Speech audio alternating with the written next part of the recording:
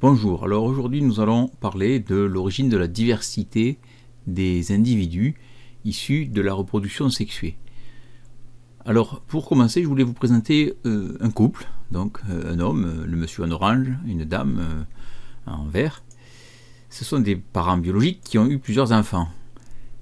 Ces enfants sont tous différents, je les ai représentés par des couleurs et des formes différentes, et j'ai représenté donc 4 enfants. Ce sont donc les enfants biologiques de ce couple et ils sont à chaque fois différents les uns des autres. Cette différence nous indique que la cellule œuf qui est à l'origine de chacun des enfants est à chaque fois une cellule œuf qui est différente, puisque, on le sait, chaque cellule œuf se divise et pendant une division cellulaire, on l'a vu, le programme génétique est conservé, ce qui signifie que toutes les cellules qui forment chacun de ces enfants a le même programme génétique que la cellule œuf elle-même, la cellule de départ. Donc, si chaque enfant est différent d'un autre, c'est qu'il a un programme génétique différent et que la cellule œuf, au départ, était à chaque fois avec un programme génétique différent. Donc, des cellules œufs à chaque fois différentes. Si les cellules œufs sont à chaque fois différentes, c'est certainement que les cellules qui sont à l'origine des cellules œufs sont elles-mêmes différentes à chaque fois. Alors les cellules à l'origine des cellules œufs, ce sont les spermatozoïdes et les ovules. On peut donc admettre que la cellule œuf qui est à l'origine de cette fille est issue d'un spermatozoïde et d'un ovule qui sont différents du spermatozoïde et de l'ovule à l'origine de la cellule œuf qui a produit ce garçon, qui eux-mêmes sont différents du spermatozoïde et de l'ovule qui ont produit la cellule œuf à l'origine de cet enfant-là, et ainsi de suite, avec à chaque fois des cellules reproductrices différentes. Il y a quand même ici un problème, puisque nous venons de parler dans les séances précédentes de la division cellulaire, de la mitose. On a vu que la mitose conserve le programme génétique. Quand une cellule se divise en deux et donne deux nouvelles cellules, le programme génétique est le même dans les deux nouvelles cellules. Autrement dit, la cellule mère a le même programme génétique que les deux cellules filles. Ici, nous voyons que cette cellule, qui est produite par le père biologique, est différente de celle-ci, qui est pourtant produite aussi par le père biologique, qui est différente de celle-ci et qui est différente de celle-ci. Il en est de même pour les ovules, qui sont pourtant issus de la même personne. Donc, il y a une contradiction apparente par rapport à ce que nous avons vu précédemment. Comment un individu peut-il produire à chaque fois des cellules génétiquement différentes les unes des autres? Comment un homme peut-il produire des spermatozoïdes qui sont génétiquement différents? Comment une femme peut-elle produire des ovules qui sont génétiquement différents les uns des autres? Alors, nous allons voir un peu plus près le contenu du noyau des cellules reproductrices. Lorsqu'on regarde le karyotype d'un ovule ou le karyotype d'un spermatozoïde, voici ce que l'on obtient. 23 chromosomes chaque fois. Il manque dans le noyau d'un ovule, comme dans le noyau d'un spermatozoïde, il manque la moitié des chromosomes. Plus précisément, dans le noyau d'un ovule, il n'y a qu'un seul chromosome 1, un seul chromosome 2, un seul chromosome 3, et ainsi de suite, jusqu'à la dernière paire de chromosomes sexuels, un seul des deux chromosomes sexuels, donc ici, un seul chromosome X. Pour le spermatozoïde, c'est la même chose, un seul chromosome 1, un seul chromosome 2, et ainsi de suite, jusqu'à la 23e paire, qui peut être donc soit le chromosome Y, soit le chromosome X, pour certains spermatozoïdes. Vous voyez donc que il va y avoir des spermatozoïdes différents. Pourquoi? Et des ovules différents à chaque fois. Pourquoi? Parce que chaque chromosome de la même paire, par exemple ici, j'ai représenté la paire de chromosomes numéro 1, chaque chromosome ne porte pas forcément les mêmes allèles. Les deux chromosomes de la même paire portent bien sûr les mêmes gènes. Nous avons ici le même gène que de l'autre côté sur l'autre chromosome de la même paire, mais pas forcément avec le même allèle. J'ai représenté en rouge un gène, avec un allèle ici et un allèle différent ici. C'est pourtant le même gène. Ce n'est donc pas la même chose si j'ai une cellule reproductrice avec ce chromosome et une cellule reproductrice avec l'autre chromosome de la paire numéro 1.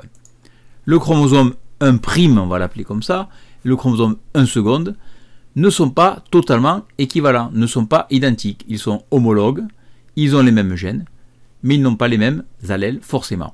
Ils ne portent pas donc exactement la même information héréditaire, la même information génétique.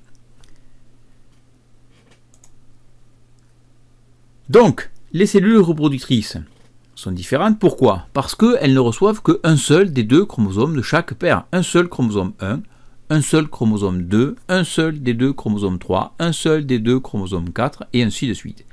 Ce qui fait que cela crée des combinaisons, et des combinaisons différentes.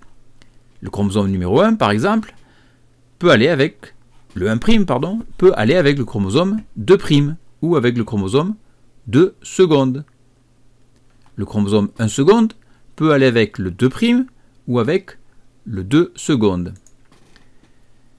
Pour être concret, prenons une cellule qui comporterait 4 chromosomes, c'est-à-dire 2 paires. La paire numéro 1, la paire numéro 2. La paire numéro 1, plus grande, plus longue. La paire numéro 2, plus courte. Cette cellule, si elle se transforme en cellule reproductrice, en l'occurrence j'ai mis des spermatozoïdes, eh bien, dans le spermatozoïde, je ne vais n'avoir qu'un seul des deux chromosomes de la paire numéro 1. Soit celui-ci en bleu foncé, soit celui-ci. Mais aussi un seul des deux chromosomes de la paire numéro 2, soit celui-ci, bleu foncé, soit celui-ci, bleu clair.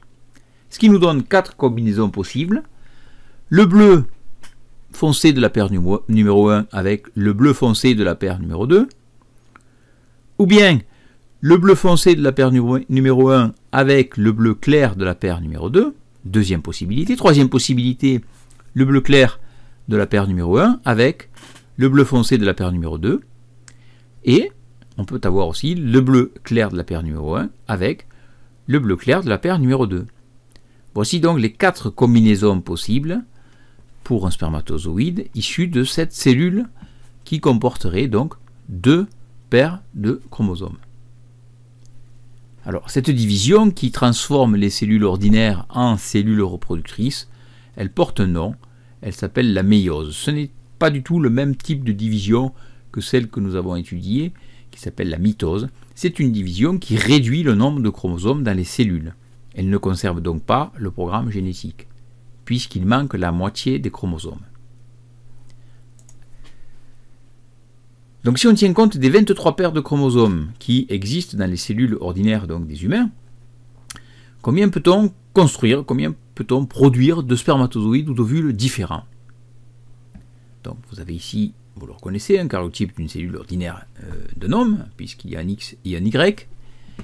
Nous avons vu, vous rappelez-vous, que un seul des deux chromosomes va être donné aux cellules reproductrices. Donc soit celui-ci avec celui-ci, ou celui-ci avec l'autre, et ainsi de suite.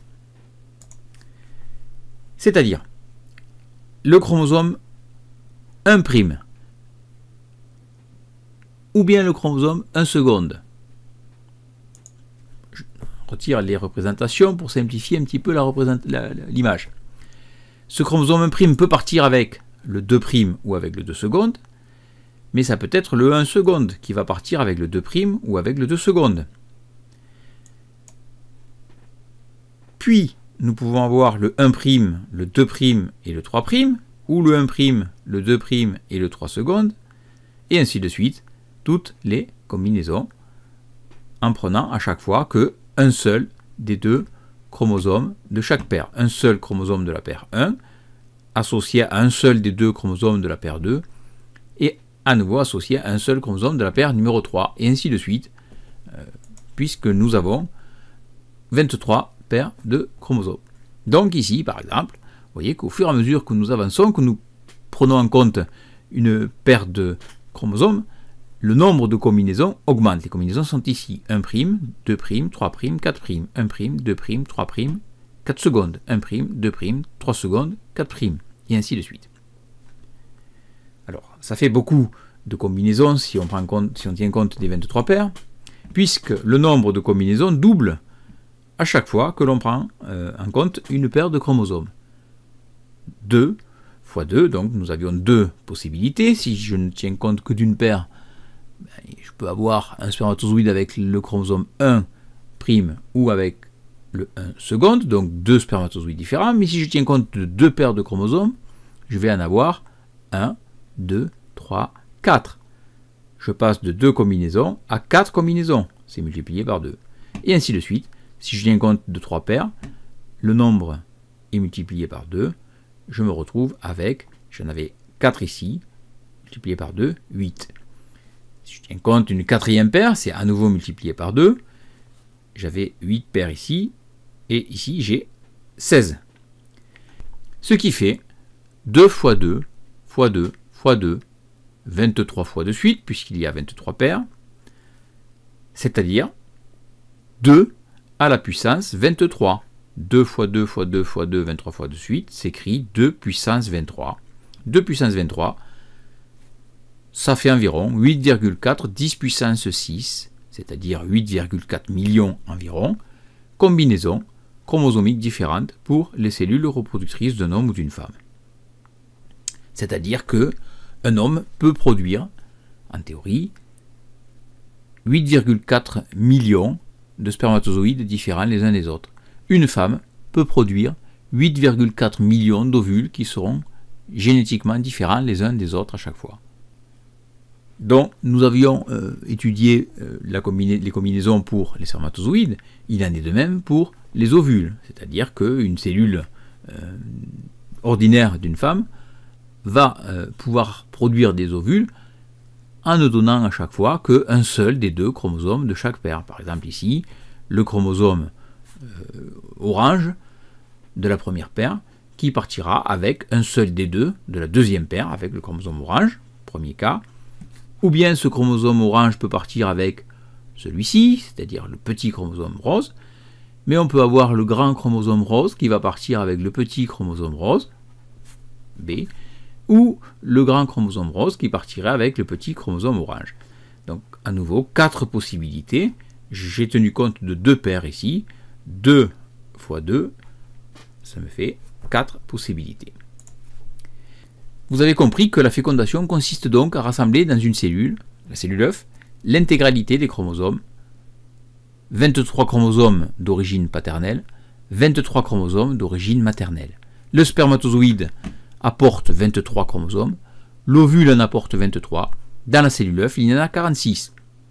Le nombre d'enfants différents possibles pour un même couple est en théorie de 8,4 10 puissance 6, le nombre de spermatozoïdes différents possibles, multiplié par 8,4 10 puissance 6, le nombre d'ovules différents possibles pour une femme, ce qui fait environ 7 fois 10 puissance 13. 7 10 puissance 13, c'est un 7 suivi de 13 zéros. Ce qui signifie que chaque enfant, chaque personne, chaque individu est donc une possibilité parmi 70 000 milliards d'autres. 70 000 milliards d'autres possibilités pour chaque individu. On peut donc considérer que chacun est un individu unique. Bilan de ce petit diaporama. Alors, je l'ai intitulé « Reproduction sexuelle et diversité des individus ». Nous avons commencé par observer des enfants d'un même couple biologique et nous avons constaté que dans un couple, dans une famille, tous les enfants, même s'il y en a beaucoup, sont à chaque fois des personnes, des individus différents les uns des autres. C'est ce que j'ai noté, l'observation d'une fratrie montre que chaque individu, bien que présentant souvent des ressemblances avec ses parents, est un individu différent et unique. On peut donc penser que chaque individu est issu d'une cellule œuf unique, puisque la cellule œuf se divise par le mécanisme de la division cellulaire, la mitose, qui est un mécanisme qui conserve le programme génétique. Si chacun est différent de son frère ou de sa sœur, ça signifie que la cellule œuf à l'origine de chacun était différente à chaque fois. Et puisque les cellules œufs sont différentes, nous avons dit que forcément les cellules reproductrices étaient aussi différentes les unes des autres. Elles sont pourtant issues des mêmes parents, du même père ou de la même mère. Nous sommes avec des familles biologiques. Deux raisons à cette diversité chez les enfants d'un même couple. Première raison, c'est la formation des cellules reproductrices, qui est une première loterie. Alors, une première loterie, ça signifie un moment où il y a du hasard. Alors l'étude du karyotype des cellules reproductrices de spermatozoïdes ou d'ovules montre qu'ils ne comportent chacun qu'un seul chromosome de chaque paire. Au cours de sa formation, chaque cellule reçoit au hasard un seul chromosome de chaque paire, un seul chromosome 1, un seul chromosome 2, et ainsi de suite, soit en tout 23 chromosomes pour l'espèce humaine. Ces cellules sont donc génétiquement différentes les unes des autres. Les deux chromosomes d'une même paire sont identiques pour les gènes qu'ils portent, mais pas pour les allèles de ces gènes. Chez Homo sapiens, il existe 2 puissance 23, ce qui fait plus de 8,3 10 puissance 6, c'est-à-dire plus de 8,3 millions de possibilités de combinaisons différentes de ces chromosomes à chaque fois. Rappelez-vous mon arbre de distribution des chromosomes, le chromosome 1' ou le chromosome 1 seconde qui partait avec le chromosome 2' ou avec le chromosome 2 seconde, et ainsi de suite. Le deuxième moment qui crée de la diversité, c'est la fécondation. C'est pour cela que je l'ai intitulé une seconde loterie, parce qu'il y a aussi du hasard, et le hasard, c'est dans le choix des cellules qui vont s'unir. Alors la fécondation, vous le savez, elle s'achève par la fusion des noyaux des cellules reproductrices, chacune apportant son lot de 23 chromosomes. 23 chromosomes apportés par le spermatozoïde, 23 chromosomes apportés par l'ovule. L'information génétique de la cellule œuf provient donc pour moitié du père, du spermatozoïde, et pour moitié de la mère, avec l'ovule. Le choix, entre guillemets le choix, des cellules qui s'unissent se fait au hasard. On ne sait pas lequel parmi les plus de 8 millions de spermatozoïdes va s'unir à l'ovule, qui est une des possibilités parmi 8 millions, plus de 8 millions d'autres ovules différents. Donc, le hasard entre en jeu à ce moment-là. Donc, le nombre de combinaisons possibles pour la cellule œuf est énorme. Il est égal au nombre de spermatozoïdes différents possibles, 8,3 10 puissance 6, multiplié par 8,3 10 puissance 6, nombre d'ovules, ce qui fait plus de 7 10 puissance 13. C'est-à-dire 7 suivi de 13 zéros. 70 000 milliards de combinaisons possibles pour un enfant dans un couple humain. 70 000 milliards. On peut donc considérer que chaque cellule œuf possède une combinaison qui est unique de l'information génétique et donnera donc un individu unique. En effet, chaque fois que l'on fait un enfant, c'est un événement parmi 70 000 milliards d'autres. La probabilité que l'on fasse 2 fois le même enfant est de une chance sur 70 000 milliards. Autrement dit que la probabilité est de 0. 1 sur 70 000 milliards, c'est égal à 0. Je vous remercie.